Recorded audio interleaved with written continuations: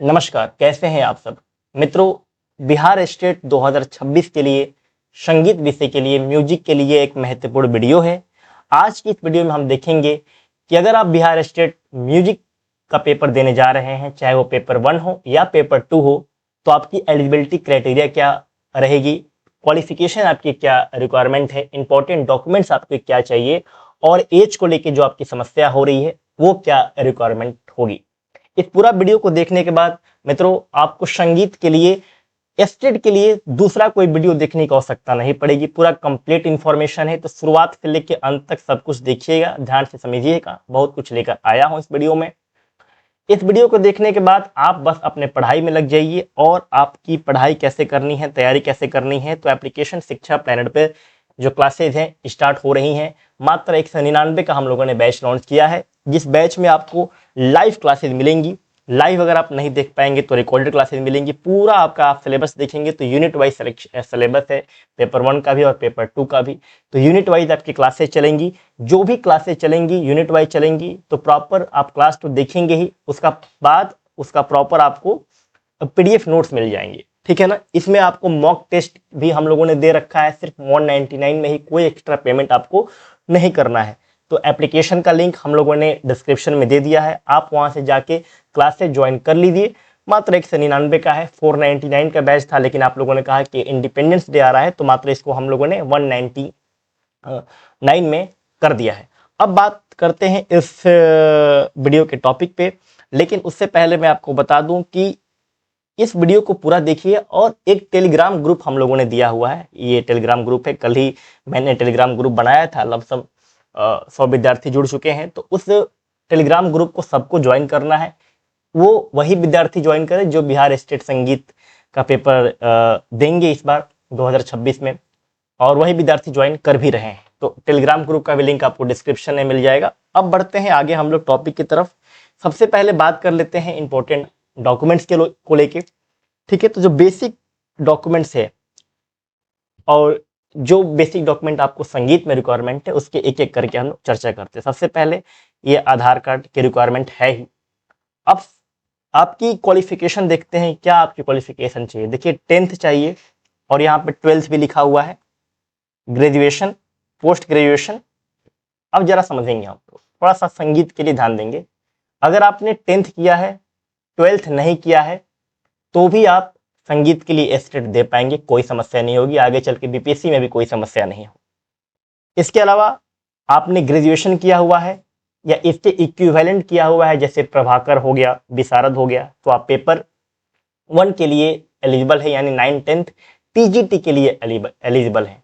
अगर आपने post graduation किया हुआ है, जैसे आपका बीए एमए हो गया, एमपीए हो गया, एम म्यूज हो गया, इसके अलावा जो इसके समकक्ष होते हैं जैसे प्रवीण वगैरह हो गया, भास्कर हो गया, तो इस प्रकार के जो भी आपने कोर्सेज किए होंगे, तो आप पेपर 2 11 12 यानी पीजीटी के लिए एलिजिबल है। अब जो ये बात मैं बता रहा हूं, विशारद, प्रवीण, भास्कर, प्रभाकर, ये सारी बातें कहाँ लिखी गई हैं, क्या कोई ऑफिशियल डॉक्यूमेंट है बिहार सरकार शिक्षा विभाग की तरफ से? बिल्कुल ऑफिशियल डॉक्यूमेंट है। ये मैं आपको दिखाता हूं, इसको पढ़िए। 20 अगस्त 2015 को शिक्षा विभाग द्वारा यहाँ पे जारी किया गया था, और संगीत विषय के लिए समकक्ष कुछ ऐसे संस्थान हैं, कुछ उन संस्थान के कुछ ऐसी डिग्री है, या आप उन्हें डिप्लोमा कह ले, उनको जो है मान्यता दी गई थी। किस प्रकार से मान्यता दी गई थी, ये सामने आपके है, इसको आप पढ़ सकते हैं। ये वो मैं चीजें आपको बता रहा हूं जो मित्रों ऑथेंटिक है, क्योंकि देखिए डिप्लोमा को लेके, संगीत को लेके अलग अलग संस्थान द्वारा अलग अलग डिग्रियां हैं, अलग अलग सर्टिफिकेट हैं, डिप्लोमा है, अलग अलग उनके नाम है। और उन डॉक्यूमेंट को लेके भी, उन डिप्लोमा, उन डिग्री, उन सर्टिफिकेट जो भी आप कह ले, उनको भी लेके विद्यार्थी बैठते हैं, एग्जाम देते हैं, सिलेक्शन भी होता है। लेकिन ये वो डॉक्यूमेंट है, ये वो संस्थान है, उन संस्थान की ये वो उपाधियां हैं जिनको जो है शिक्षा विभाग ने 20 अगस्त 2015 को अप्रूवल दिया था। तो इसमें आपको कोई समस्या नहीं होने वाली है। किस प्रकार से अप्रूवल दिया था जरा समझिए। जैसे मैंने क्या बोला कि अगर आपका 10th है तो 10th तो रहेगा ही, 10th के बाद 12th है, आपने बीए किया हुआ है, बीपीए किया हुआ है, तो कोई समस्या ही नहीं है। 10th के बाद आपने 12th कर लिया है, उसके बाद प्रभाकर कर लिया है तो भी कोई समस्या नहीं है, विशारद कर लिया है तो भी कोई समस्या नहीं। 10th के बाद आपने 12th नहीं किया है तो ध्यान देंगे शिक्षा विभाग क्या कहता है कि इंटरमीडिएट यानी 12th के जगह पे आप प्राचीन कला केंद्र से अगर आप किए हैं तो तीसरा साल लगा देंगे। ये जो आपकी परीक्षा होती है 150 नंबर की तीसरे साल की होती है, इसने नंबर भी ऐड दे रखे हैं ताकि आपको कंफ्यूजन ना हो। प्रयाग संगीत समिति से आपने किया है तो यह भी 150 नंबर की होती है, चौथे साल का आपको लगाना है इंटरमीडिएट की जगह, अगर 12th नहीं है तो की बात बता रहा हूं। इसके अलावा जो स्नातक है यानी ग्रेजुएशन है वहां पे पंचम वर्ष का लगाना है। संगीत विशारद प्राचीन कला केंद्र से किया है, प्रयाग संगीत समिति से किया है तो छठवें साल का प्रभाकर लगाना है स्नातक की जगह पे। इसी तरीके से पेपर 2 देने जाएंगे पीजी के लिए, सप्तम वर्ष यानी 7वें वर्ष का प्राचीन कला केंद्र का भास्कर आता है वो लगाना है, और प्रयाग संगीत समिति का प्रवीण पूर्ण आता है 8वें साल का, ये लगाना, इसके नंबर भी दिए हुए हैं। इतनी बातें आपको क्लियर हो रही हैं, स्क्रीनशॉट इसका लेकर रख लीजिए, शिक्षा विभाग की तरफ से वेरीफाइड चीजें।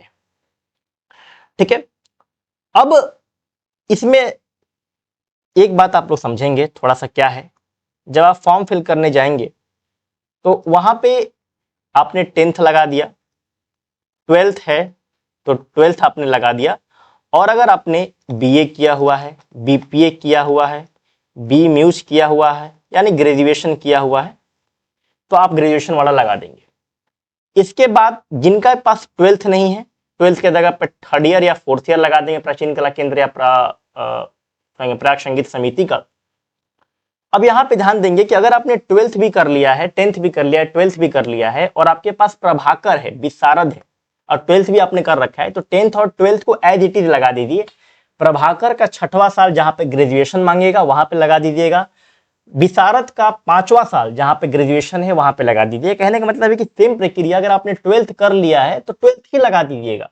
अब यहाँ पे एक पॉइंट और आता है, एक एक जो वर्ड बोल रहा हूं उसको ध्यान से सुनिए आप लोग। एक पॉइंट और आता है कि ईयर में दिक्कत है, कई लोग 10th से पहले कर लिया है, 12th का ईयर जो है वो सेम हो गया, तो फिर उस केस के लिए आप लोग क्या करेंगे, अगर आपका ईयर का प्रॉब्लम है, ईयर मैच कर जा रहा है और प्रभाकर और जो विशारद किए उनके साथ होता है तो उस केस में आप 10th करेंगे, 10th का लगा देंगे।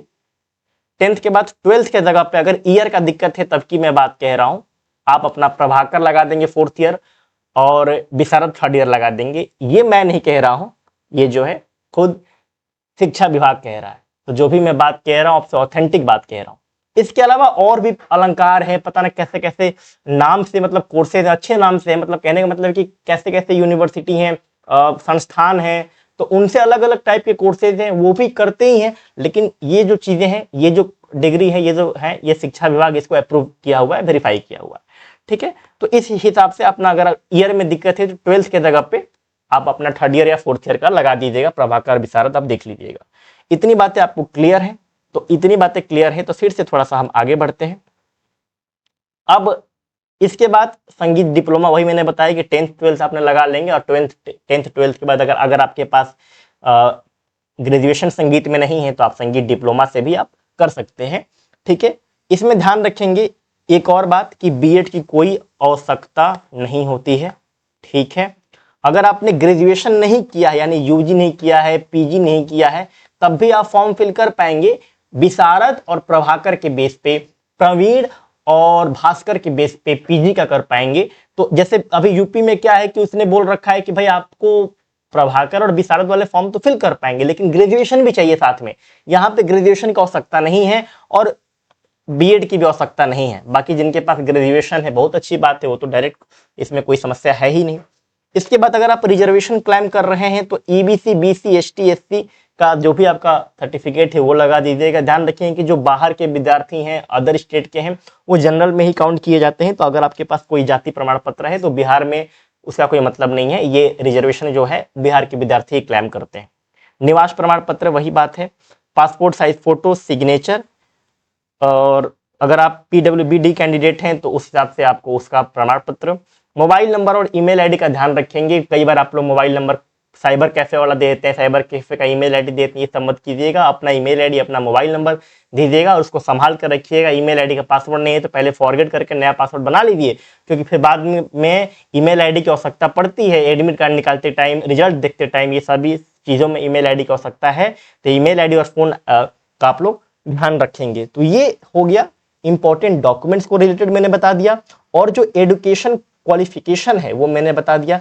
क्या एजुकेशन क्वालिफिकेशन है, सब कोई फॉर्म फिल कर पाएगा, चाहे आपके विशारद किया है, प्रभाकर किया है, पेपर 1 आप कर पाएंगे, प्रवीण किया है, पूर्ण भास्कर किया है, पेपर आप 2 कर पाएंगे, बीपीए किया है, बी म्यूज किया है, बीए इन म्यूजिक किया हुआ है तो आप पेपर 1 फिल कर पाएंगे, एमपीए किया है, एमए किया है, एम म्यूज कर रखा है तो आप पेपर 2 फिल कर पाएंगे। ठीक है, क्वालिफिकेशन बता दिया, इसमें बीएड वगैरह की कोई आवश्यकता नहीं होती है। अब जब मैंने क्वालिफिकेशन बता दिया तो इसमें हम थोड़ा सा और आगे बढ़ते हैं और हम देखते हैं कि अब आपकी एज का जो मैटर है वो क्या है, जरा समझते हैं। देखिए, एज का जो मैटर है वो मिनिमम जो है 21 वर्ष आपका होना चाहिए। अब ये कैलकुलेट किस डेट से होगा वो बताता हूं, थोड़ा सा धैर्य बना के रखेंगे आप लोग। और जो मैक्सिमम है वो 37 होना चाहिए, प्लस इसमें अलग अलग कैटेगरी के अकॉर्डिंग 37 में कुछ रिलैक्सेशन भी मिलते हैं, वो भी मैं आपको बता रहा हूं। तो मिनिमम 21 होना चाहिए, मैक्सिमम जो है अनरिजर्व्ड के लिए 37 रखा गया है, इसमें और 5 साल 6 साल 10 साल ऐड हो रहा है, मैं बता रहा हूं आपको। अब जो ये 21 है और जो ये 37 है, इसका कट ऑफ जो डेट ये लोग रखते हैं वो 1 अगस्त रखेंगे।